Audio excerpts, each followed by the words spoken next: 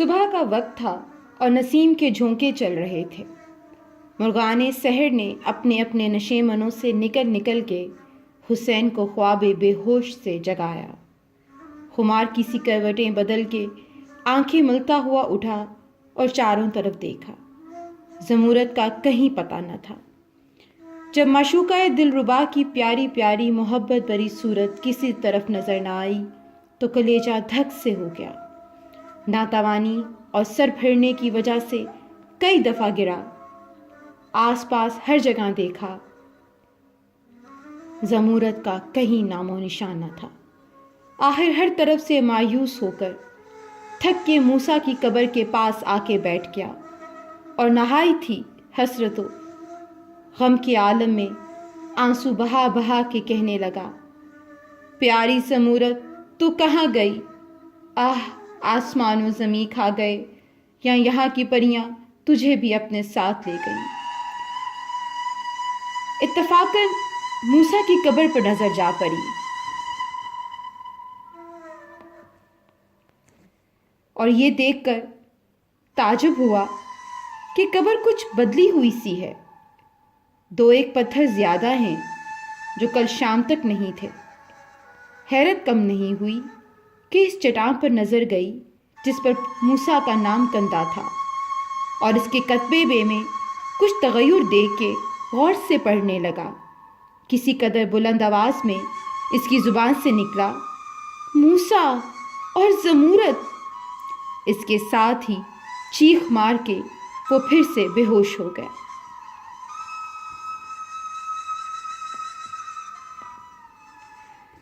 غم و اندوہ کے فوری جھٹکے پر طبیعت پھر غالب ہوئی۔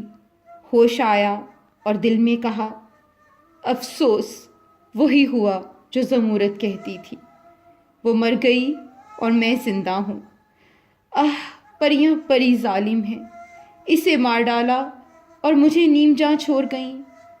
وہ تو میری جاں تھی، پھر اس کے بغیر میں کیوں زندہ رہوں؟ یہ کہہ کر وہ چٹان پر سر ٹکرانے لگا جس پر دونوں بھائیوں کے نام کندھا تھے۔ پیاری زمورت، مرنا اپنے اختیار میں نہیں، خودکشی حرام ہے اور جینا بے سود بے مزہ، لیکن کب تک؟ مرنا برحق ہے اور موت ایک دن ضرور آئے گی، پھر اس کا انتظار اسی جگہ کیوں نہ ہو؟ تیری وصیت مجھ سے پوری نہیں ہو سکتی، میں اب یہیں رہوں گا۔ کیا عجب کہ ان پریوں کا پھر کبھی ادھر گزر ہو اور وہ بڑی آسانی سے مجھے تیرے پاس پہنچا دیں۔ دل میں یہ فیصلہ کر لینے کے بعد حسین کو کسی قدر تسکین سی ہو گئی۔ قبر پر سے اٹھ کے نہر کے کنارے پر گیا، پرنم آنکھوں پر پاک و صاف پانی کے چھینٹے دیے، وضو کیا اور قبر کے برابر کھڑے ہو کے چند نفل ادا کیے، پھر بیٹھ کے زمورت کے لیے دعائے مغفرت کرنے لگا اور ہمیشہ کے لیے یہیں رہنے کا ارادہ کر لیا۔ حسین نے کچھ ایسے مضبوط دل سے اپنے لیے زندگی اختیار کی تھی اور موت کی دعا مانگی تھی کہ اسے انتظار میں کچھ مزہ سا آنے لگا تھا۔ اب اسے نہ وطن کی یاد ہے اور نہ وہ ارادہ حج۔ زمورت کا خیال اس کا قبلہ ہے اور وہ مشترک قبر اس کی مسجد۔ جنگل کی گھاس پات اور کبھی کبھی پرندوں کے شکار پر زندگی بسر ہوتی ہے اور پیام مرگ کا ہر گھڑی انتظار رہتا ہے۔ جب کبھی غم کا زیادہ ہجوم ہوتا ہے تو وہ اپنی معشوقہ کی قبر سے لپٹ کے اور رو دھو کے دل کی بھڑاس نکال لیتا ہے۔ اسی حالت میں رہتے اور موسیٰ اور زمورت کی تربت کا مجاور بنے اسے 6 مہینے گزر گئے۔ جاروں کا پورا موسم انہی پہاڑوں پر بسر ہوا جہاں ایک عرصے تک ان مظلوم شہیدان حسرت کی قبر پر برف کی چادر چڑھی رہی۔ موسم کی سخت سردی اور برف باری اس نے صبر و شکر کے ساتھ جھیل لی۔ اب بہار کا زمانہ ہے اور ہر طرف پہاڑوں کی پہلو نشیں وادیوں اور یہ سارا مرغزار پھولوں سے بھرا ہوا ہے۔ ہوا کے جھونکے ہمیشہ معطر و مشکبار رہتے ہیں اور دل کا ولولہ ساتھ بساتھ زیادہ بڑھتا جاتا ہے۔ حسین کا غم اب پہلے سے زیادہ جوش و خروش پر ہے۔ ایک دن وہ صبح کو سو کے اٹھا تو خلاف معمول زمورت کی قبر پر ایک کاغذ ملا۔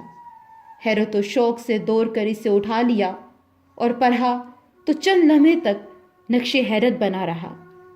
بار بار تحریر کو غور سے دیکھا اور کہا نگاہ تو غلطی نہیں کر رہی، مگر ساتھ بس ساتھ یقین ہوتا جاتا ہے کہ ہاتھ زمورت کے ہاتھ کی تحریر ہے۔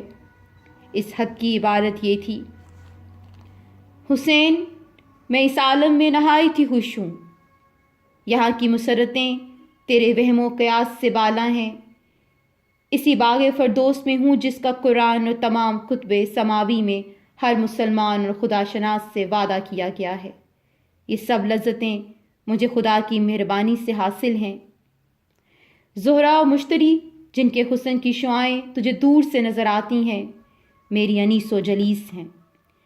ان کا قصہ تو تم سن چکا ہے، مگر یہ نہیں جانتا کہ اس عالم نور اور اس مرکز لاہوت کی مسرتیں کتنی دل فریب ہیں، اور انہیں ہاروت و ماروت کی چال بازیوں کا خیال بھی نہیں آتا۔ مگر میں بھی تیرے لیے حیران اور تجھ سے ملنے کی مشتاق ہوں۔ فرشتوں اور آسمانی روحوں کے ذریعے سے مجھے برابر معلوم ہوتا رہتا ہے کہ تو میری قبر کا مجاور بنا بیٹھا ہے۔ وہ مادی کشش جو ایک عرصے تک روح کو عالم عناصر کی طرف متوجہ رکھتی ہے، مجھے بارہا میری قبر پر لے گئی۔ میں نے تجھے اپنی قبر سے لپٹ کر روتے دیکھا اور خود بھی گھنٹوں تیرے ساتھ کھڑی روئی، مگر افسوس نہ تیری دنیاوی آنکھیں میری صورت دیکھ سکتی تھیں اور نہ تیرے مادی کان میرے رونے کی آواز سن سکتے تھے۔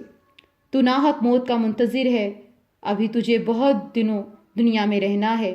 وہ وقت دور ہے جب تک کہ مجھے تیرے وصال کی خوشی حاصل ہوگی۔